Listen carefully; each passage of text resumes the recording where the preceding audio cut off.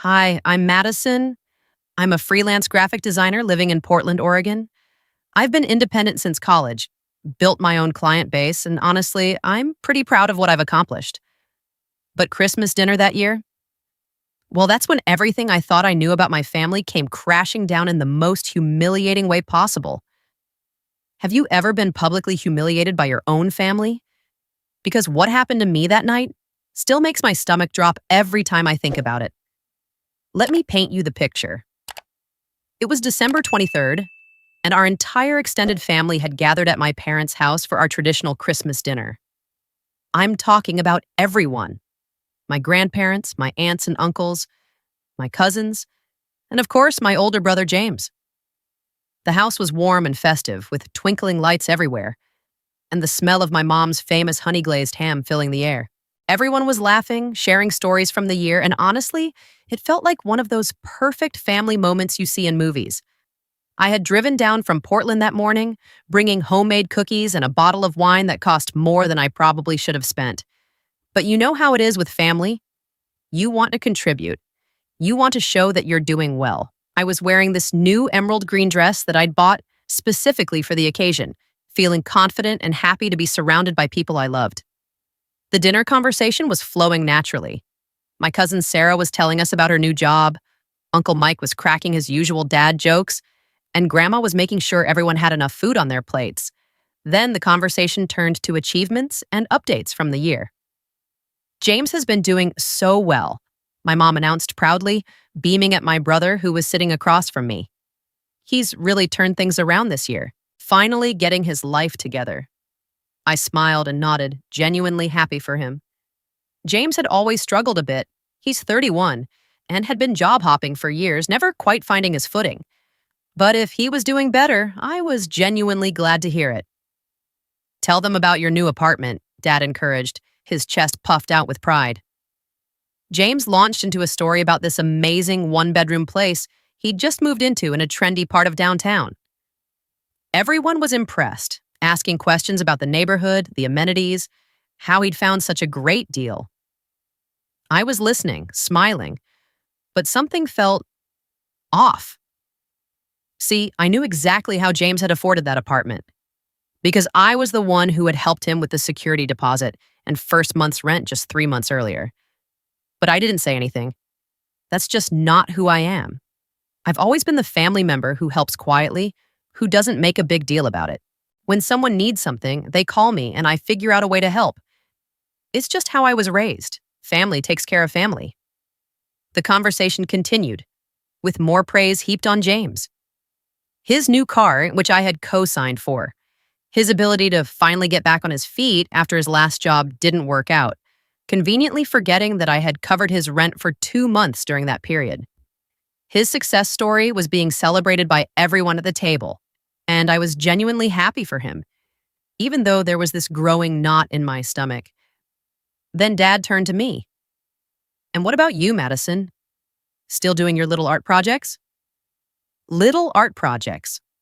That's what he called my graphic design business that had been steadily growing for 3 years. The business that had allowed me to help them multiple times when they needed financial assistance. The business that had paid for the very wine glasses they were drinking from that night because I had bought them as a housewarming gift when they moved into this house. I'm doing well, Dad. Just landed a really exciting contract with a tech startup. It's going to be a good year. That's nice and sweetheart, Mom said, but her tone was dismissive, like she was already moving on to the next topic. James, tell everyone about your promotion prospects. And that's when it happened. As James was talking about these amazing opportunities at his new job, a job that, by the way, he'd only gotten because I had helped him buy interview clothes and pay for his car repairs so he could get there reliably, Dad suddenly stopped him mid-sentence. You know what? Dad said, his voice getting that serious tone that always made my stomach clench. I need to say something. The entire table went quiet. Forks stopped moving. Conversation ceased. Everyone turned to look at him. Look, James, son, we're really proud of you. You've shown real character this year. Real determination. You've proven that you're willing to work hard and make something of yourself. James straightened up, clearly basking in the praise. Then Dad turned to me, and I will never forget the look in his eyes. It was cold, disappointed, almost disgusted.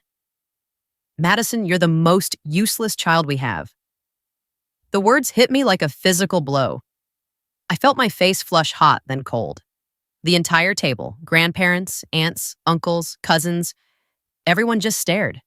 The silence was deafening. I could hear the grandfather clock ticking in the hallway, the distant sound of Christmas music playing softly from the kitchen radio. At least James tries, Dad continued, as if he hadn't just delivered the most crushing blow of my life in front of 15 family members. He's making an effort. But you just coast along, thinking your little hobby is going to amount to something. You're 28 years old, Madison. When are you going to grow up and get a real job? I sat there, fork halfway to my mouth, feeling like the air had been sucked out of the room. Everyone was staring at me now, waiting to see how I would react. I could see the uncomfortable expressions on my relatives' faces, the way they were suddenly very interested in their plates, the way the energy in the room had shifted from festive to mortifying in the span of 30 seconds. My mind was racing. This was the same man who had called me in tears 6 months ago when they couldn't make their mortgage payment. The same man who had texted me emergency when their car broke down and they needed $800 for repairs. The same man who had asked me to temporarily help with James's rent when he was between jobs. And suddenly, all those moments crystallized into perfect clarity. I stood up. My chair scraped against the hardwood floor, the sound sharp and jarring in the silence. Then stop calling me when you need money. You could have heard a pin drop. Dad's face went from smug satisfaction to shock in about half a second. Mom's mouth literally fell open. James looked like he'd been slapped. Everyone stopped breathing, as my cousin Sarah would tell me later. It was like you'd just set off a bomb in the middle of Christmas dinner. Because here's the thing, everyone at that table knew. They all knew that I was the one who helped when things got tough. They'd heard the phone calls, seen the relieved expressions when financial crises got mysteriously resolved, but it had always been this unspoken thing, this quiet background role I played in keeping the family stable. And now it was out in the open. Dad's face was cycling through emotions, confusion, anger, embarrassment. Madison, don't be dramatic. I'm not being dramatic, Dad. I'm being factual. You just called me the most useless child you have in front of our entire family. So I'm simply suggesting that if I'm so useless, maybe you should handle your financial emergencies without calling your useless daughter. The silence stretched on. I could see Uncle Mike shifting uncomfortably in his seat. Grandma was looking between me and Dad like she was watching a tennis match. Mom was making those subtle hand gestures that meant, sit down and stop making a scene. But I was done with that playbook. Madison, Mom finally said, her voice tight with forced calm, you're being overly sensitive. We're just being honest with you because we love you. Someone needs to tell you the truth about your situation. And there it was, the gaslighting starting immediately, making me the problem for reacting to being publicly humiliated. My situation? I asked, still standing, still holding their gaze. You mean my situation where I run a successful business? Where I'm financially independent? Where I don't need to call my parents for money? James finally found his voice. See? This is exactly what we mean, Madison. You can't take any criticism. You're always so defensive. The irony was staggering. Here was my brother, whose entire current life stability was built on my financial assistance, calling me defensive for pointing out that I didn't deserve to be called useless. I can take criticism just fine, James. What I can't take is being called useless by people who call me when they need help. The family members who had been trying to stay out of it were now looking anywhere but at us. Aunt Linda was suddenly very interested in cutting her ham into perfect squares. Uncle Dave was staring at his wine glass like it held the secrets of the universe. Only Grandma seemed willing to make eye contact with me, and I could see something in her expression that looked almost like approval. But she didn't say anything. This wasn't her fight, and at 82, she'd learned to pick her battles carefully. The dinner continued, but the atmosphere had completely changed. Conversations became stilted and awkward. People kept glancing at me like I was a live grenade that might go off again at any moment. I finished my meal in relative silence, answered polite questions about my work when directly asked, and excused myself early. As I was getting my coat, Dad cornered me in the hallway. "You embarrassed this family tonight," he said quietly, his voice tight with anger. I embarrassed the family? I turned to face him fully. "Dad, you called me useless in front of everyone. How exactly did I embarrass anyone?" "You know what I meant. You're too sensitive, just like your mother always says. We're trying to motivate you." There it was again. The immediate deflection, the reframing of their cruelty as concern, the suggestion that my reaction was the real problem. I drove home that night in a state of shock. 3 hours on the highway with nothing but my thoughts and the radio playing Christmas songs that now felt mocking and hollow. I kept replaying the scene, analyzing every word, every expression, trying to make sense of what had just happened. When I got back to my apartment, I sat on my couch and just processed. The humiliation was real and sharp, but underneath it was something else. Something that felt almost like relief. Because for the first time in years, the dynamic had been said out loud. The roles had been acknowledged, even if it was in the cruelest way possible. I was the family ATM, the reliable daughter who could be counted on to solve problems and then disappear back into the background until the next crisis. The one who could be publicly diminished because they knew I wouldn't fight back, wouldn't make waves, wouldn't risk the family harmony. Except tonight, I had fought back, and it felt terrifying and empowering all at the same time. The next morning, I woke up to 17 missed calls and 43 text messages. Mom, Dad, James, even a few relatives who had gotten my number from someone and wanted to check on me or help smooth things over. Everyone wanted to talk, to explain, to fix what had happened. But I wasn't ready to talk. Instead, I did something I'd never done before. I started documenting. I opened my laptop and created a new spreadsheet. At the top, I typed Financial Assistance to Family 2019-2022. Then I started going through my bank records, my Venmo history, my credit card statements. Every transfer, every payment, every time I had said yes when they called. It started as just a way to organize my thoughts, to validate that I wasn't crazy for feeling hurt. But as the numbers added up, it became something else entirely.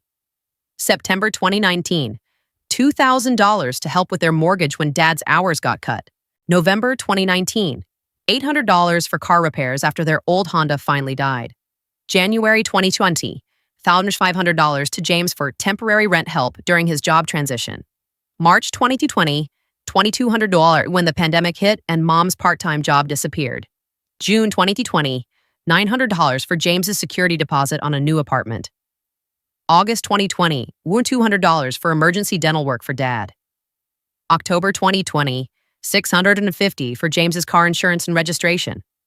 December 2020, $800 to help them catch up on credit card payments.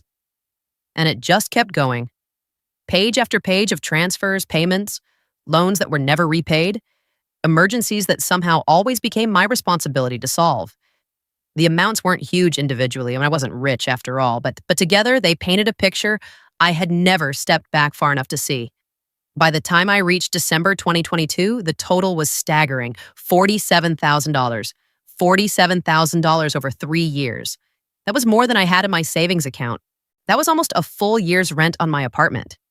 That was the down payment on a house, or a brand new car, or a dozen other things I could have done for myself instead of constantly putting my own financial goals on hold to bail out family members. And these were the same people who had just called me useless in front of our entire extended family. I saved the spreadsheet and leaned back in my desk chair, staring at the screen. The numbers didn't lie. They told a story of a family that had become dependent on my success while simultaneously dismissing that same success as worthless. But here's what really got to me. It wasn't just the money, it was the pattern. Every time there was a crisis, I was the solution. Every time there was a celebration, I was somehow excluded from the credit. James's new apartment was his achievement, not the result of my financial assistance. Dad's car running smoothly was his good planning, not my emergency repair fund. I had become invisible in my own family story except when they needed something from me. As I sat there looking at those numbers, my phone buzzed with another text from Mom. "Honey, we need to talk. Family is family. Don't let pride ruin our relationship. Pride. As if standing up for myself after being publicly humiliated was about pride. I set the phone aside and went back to my spreadsheet. But this time, I wasn't just documenting the money. I was documenting the calls, the emergencies, the pattern of dependency that had allowed them to build their lifestyle on my financial stability while treating me like I was failing at life. Each entry became a piece of evidence. Evidence of what? I wasn't sure yet, but I had a feeling I was going to need it. 3 days after Christmas, my phone rang at 8:30 in the morning. Dad's number. I almost didn't answer, but something made me pick up. Madison, thank God. We need your help. The water heater just died and they're saying it's going to cost $3,000 to replace. The house is freezing and we can't afford this right now. Can you help us out? We'll pay you back as soon as Dad's bonus comes through. I sat there, phone pressed to my ear, staring at my laptop screen where my financial assistant's spreadsheet was still open. $47,000 stared back at me. 3 years of being the family safety net. 3 days after being called the most useless child they had. Madison, are you there? This is really urgent. We need to get someone out here today. I took a screenshot of my spreadsheet. Then I opened my text messages and typed a response I never thought I'd send. Dad, I'm texting you a screenshot of something. Take a look at it, then call me back if you still think I'm the most useless child you have. I hit send on the image and then typed one more message. That's $47,000 over 3 years. Every emergency, every crisis, every time you needed help. From your most useless child. Then I turned my phone off and went to make coffee. Because what I said next was going to change everything. My phone stayed silent for exactly 47 minutes.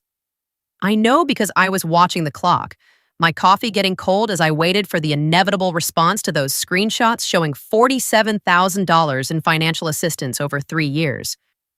When Dad finally called back, his voice was different, quieter, but not apologetic. That would have been too much to hope for.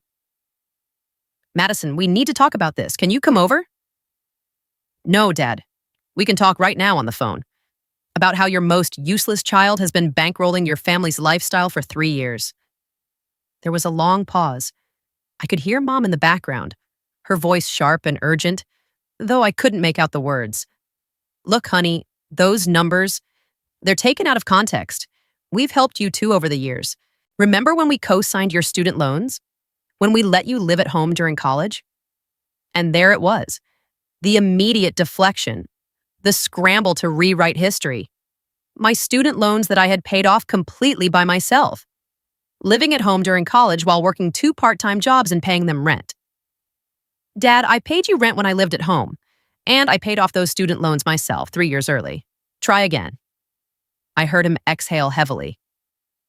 Madison, you're taking this too personally. Family helps family. That's what we do. You're right, Dad. Family does help family. But family also doesn't call each other useless in front of 15 relatives. So which one am I? Family or the most useless child you have? Another long silence. When he spoke again, his tone had shifted to that carefully controlled voice he used when he was trying to manage a situation. Your mother wants to talk to you. Before I could respond, Mom was on the line. Madison, sweetheart, you know your father didn't mean it the way it sounded. He's just worried about your future. We both are. You're so talented, but this freelance thing, it's not stable. We want you to have security. Mom, my freelance business made $78,000 last year. How is that not stable? Well, yes, but honey, that could disappear at any time. Wouldn't you be happier with a regular job? Benefits? A steady paycheck? I almost laughed. Mom, I have benefits. I have a steady client base. I have savings. Well, I had savings before I spent them on your emergencies. What I don't have is a family that respects what I've built. You know that's not true. We're very proud of you. Your father he expresses things poorly sometimes. So poorly that he called me useless in front of our entire family? Madison, you're being dramatic again. He was just trying to motivate you. Sometimes tough love is what people need to reach their potential. Tough love. I sat there, phone pressed to my ear, marveling at the mental gymnastics. Publicly humiliating your daughter in front of 15 family members was being reframed as motivation. Mom, if that was tough love, then this is tough love too. Until dad apologizes, publicly, in front of the same family members who heard him call me useless. I won't be providing any more financial assistance to anyone. The line went quiet for so long, I thought the call had dropped. Madison, you can't be serious. The water heater? The water heater is your problem to solve. You're adults. Figure it out. I hung up and immediately blocked both their numbers. Then I called my wireless provider and had them block the numbers from James too, because I knew that would be the next avenue of attack. But I wasn't done documenting. Over the next week, I expanded my investigation beyond just the money I'd given them. I started tracking their lifestyle against their known income, and the picture that emerged was even more disturbing than I had initially realized. Dad worked at a hardware store making about $35,000 a year. Mom's part-time job at a boutique brought in maybe $15,000 annually. Their mortgage was $1,800 a month. Their car payments totaled $600, insurance, utilities, food, credit card minimums. By my calculations, they were spending at least $200 more per month than they earned. That gap was being filled by me. I wasn't just helping with emergencies, I was subsidizing their entire standard of living. The nice house in the good neighborhood, the 2 newer cars, the ability to buy Christmas gifts for the extended family, all of it was being propped up by my business success. And James? I started tracking his lifestyle too. His rent was $400 a month for that trendy apartment he'd bragged about at Christmas dinner. His car payment was $450. His Instagram showed him at expensive restaurants, craft breweries, weekend trips to the coast. On his sporadic income from various gig jobs, none of it should have been possible. But it was possible because I had been covering his shortfalls for 3 years, allowing him to spend his actual income on lifestyle while I handled the necessities. I was looking at a family that had restructured their entire financial reality around my willingness to say yes when they called. And then they had the audacity to call me useless. The more I dug, the angrier I got. But it was a different kind of anger than I'd felt at Christmas dinner. This was cold, calculated anger, the kind that makes spreadsheets and keeps receipts. I created a second document, lifestyle analysis, income versus spending. I included screenshots from social media, copies of their lease agreements that I had co-signed, estimates of their monthly expenses based on what I knew about their choices. It painted a picture of 2 adults and 1 grown child living significantly above their means, enabled by a daughter and sister they publicly dismissed as unsuccessful. By Thursday of that week, other family members started reaching out. Uncle Mike called first. Madison, your mom asked me to check on you. She's worried about you. I'm fine, Uncle Mike. Better than fine, actually. Look, kiddo, I don't know what happened between you and your folks, but family is family. Maybe you could be the bigger person here and smooth things over.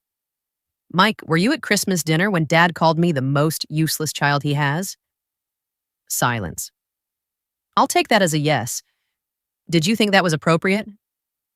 Well, no, but you know how your father gets sometimes. He doesn't mean. Please don't finish that sentence. Everyone keeps telling me what he didn't mean. No one seems interested in what he actually said. Madison, he's your father. He loves you.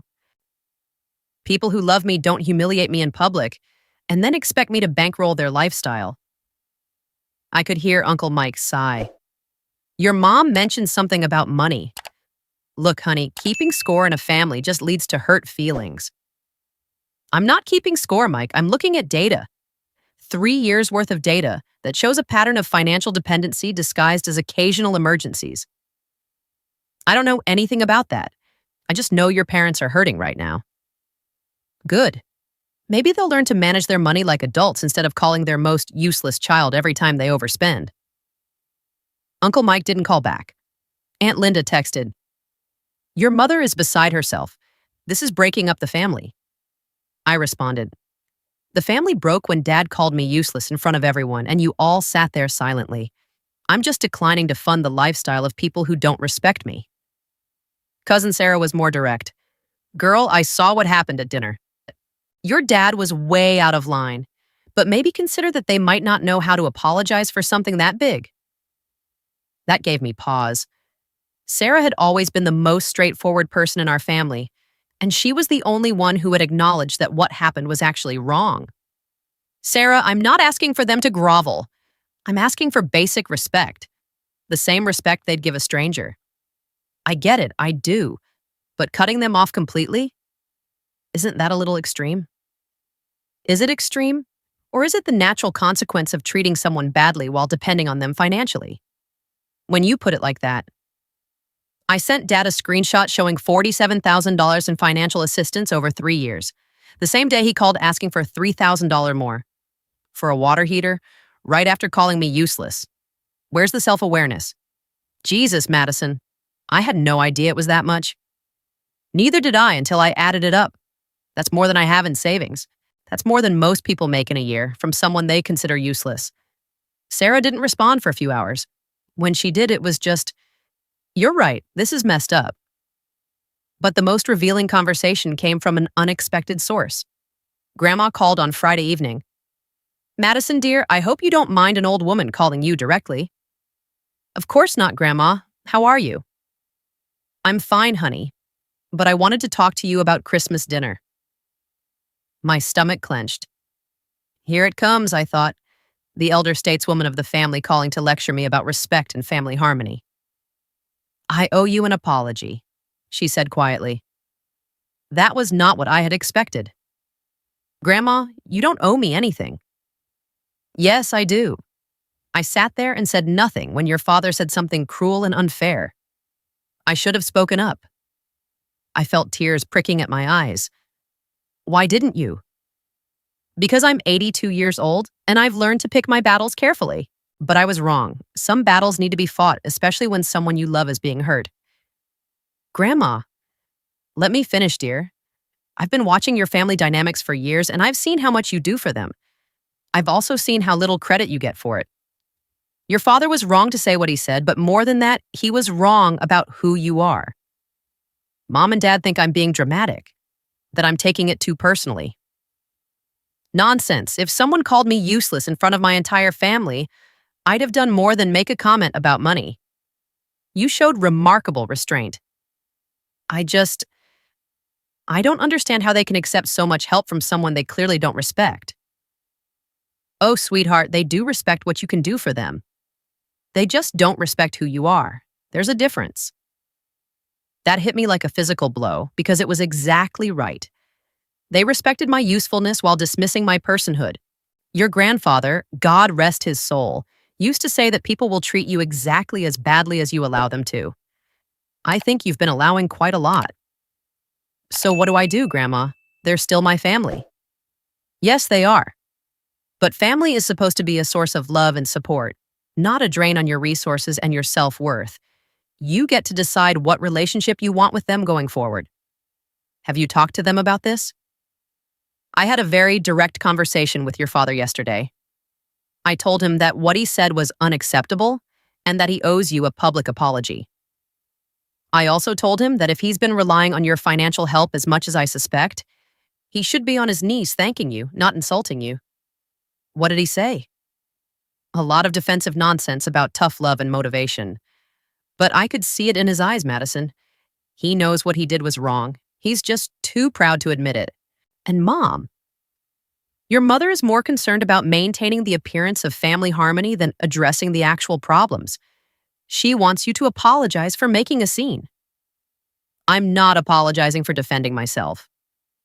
Good. Don't you dare apologize for standing up for yourself. That's exactly what you should have done. We talked for another hour. Grandma told me stories about her own mother, who had been the family peacekeeper, at the expense of her own dignity. She talked about patterns that get passed down through generations, about women who are taught to absorb hurt rather than address it. You're breaking a cycle, dear, she said before we hung up. It's hard work, and it's lonely sometimes, but it's important work. 2 weeks after Christmas, I got a text from an unknown number. It was James using someone else's phone since I had blocked his. Madison, this is ridiculous. Mom and Dad are struggling without your help. Their water heater died and they can't afford to fix it. Are you really going to let them freeze because of some stupid comment dad made? I stared at the message for a long time. The manipulation was so transparent, it was almost insulting. The emergency had become my responsibility again. The cruel comment had been downgraded to stupid. And somehow I was the bad guy for not rushing to solve a problem created by their poor financial planning. I showed the message to my friend Emma, who had been listening to me process this whole situation. "Oh, hell no," Emma said immediately. "This is emotional blackmail." "I know, but what if they really can't afford it? What if they're actually suffering?" "Madison, they're adults. Adults figure out how to pay for water heaters. They take out loans, they payment plans, they ask banks for help. They don't emotionally manipulate their children into funding their lifestyle." "But it's winter. What if they really are freezing?" "Then they'll figure it out.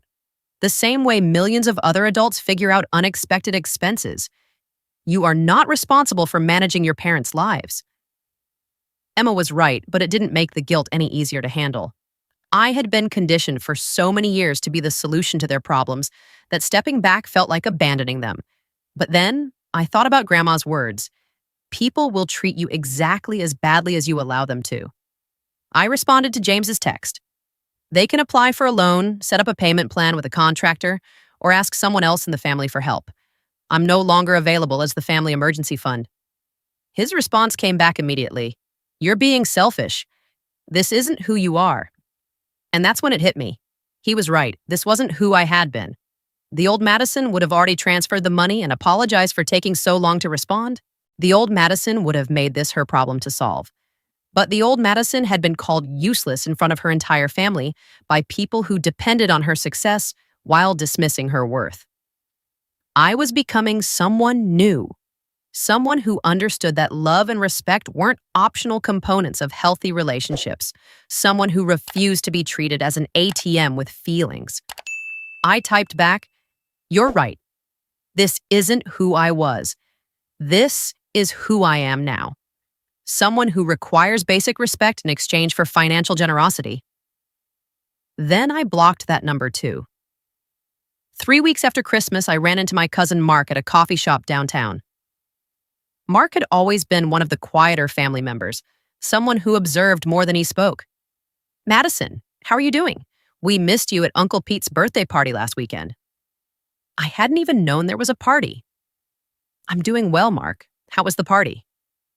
"Honestly, kind of awkward. Everyone kept asking where you were, and your parents kept changing the subject." "Ah. Look, I don't know what happened between you guys, but I wanted you to know that I noticed what you did for them. For all of us, really, over the years. It didn't go unnoticed by everyone." "What do you mean?" "The way you'd quietly solve problems.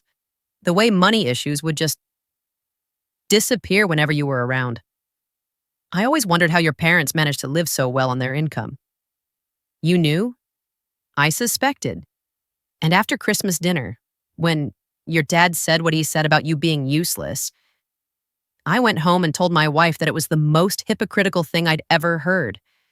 Because I'm pretty sure you've been keeping that household afloat for years. It was validating to hear someone else acknowledge what I'd been beginning to doubt about my own perceptions." "Did you say anything to them?" "I did, actually, at Pete's party. I asked your dad how the water heater situation was going, and when he complained about the cost, I suggested he ask his very successful graphic designer daughter for advice on managing business finances." "How did that go over?" "About as well as you'd expect. But I think I made my point." That evening, I made a decision. I opened my laptop and started typing a letter. Not an email, not a text, but an actual letter that I planned to mail to my parents' house. "Dear Mom and Dad, it's been a month since Christmas dinner, and I've spent that time thinking about our relationship and what I want it to look like going forward. When Dad called me the most useless child you have in front of our entire family, it was a moment of clarity for me. Not because I believed it was true, but because it revealed how you actually see me versus how you treat me when you need something. I've attached a detailed breakdown of the financial assistance I've provided over the past 3 years. The total is $47,000. This doesn't include the co-signing, the smaller cash gifts, or the various ways I've subsidized your lifestyle without keeping track. I want to be clear. I didn't help you because I expected anything in return. I helped because I love you and because I thought that's what family does. But I now understand that your definition of family and mine are very different. Your definition seems to be that I exist to solve your problems and absorb your criticism in silence. My definition is that family members treat each other with basic respect and appreciation. Going forward, our relationship will be based on mutual respect, or it will be very limited. This means a public apology for the Christmas dinner comment, delivered in front of the same family members who heard the original insult. An acknowledgement that my business is legitimate and successful, not a hobby or something I need to grow out of. An understanding that I am not your family's financial safety net. Emergency planning is part of adult life. If you can't meet these basic requirements for respectful treatment, then we'll have a very superficial relationship going forward. Holiday cards and brief phone calls, nothing more. I'm not doing this to punish you. I'm doing this because I deserve to be treated well by people who claim to love me, and because I refuse to fund a lifestyle for people who don't respect the work that makes that funding possible. You have my phone number when you're ready to have an adult conversation about rebuilding our relationship on healthier terms. Love, Madison P.S. I've spoken with Grandma about all of this, and she agrees that the Christmas dinner incident was unacceptable. So before you call her to complain about this letter, know that she's already heard my side of the story. I printed the letter, put it in an envelope, and mailed it the next morning. It felt like the most adult thing I'd ever done. Scary, but adult. 2 days later, my phone rang. It was Dad. I almost didn't answer, but something made me pick up. Madison, we got your letter. And we need to talk, in person. Can you come for dinner Sunday? Are you ready to apologize for calling me useless? A long pause. Yes, we are. In front of the family? Yes. And you understand that the financial assistance is over unless our relationship changes? We understand. Then I'll see you Sunday at 6. I hung up and sat in my car for a few minutes, shaking slightly. This was it. Either they were going to respect me as an adult, or I was going to have to follow through on creating boundaries I had never imagined I'd need with my own parents. But for the first time in years, I felt like I was about to walk into that house as myself, not as the family ATM or the reliable daughter who absorbed hurt in silence. I was about to find out who Madison really was when she stopped allowing people to treat her badly, and honestly, I was excited to meet her.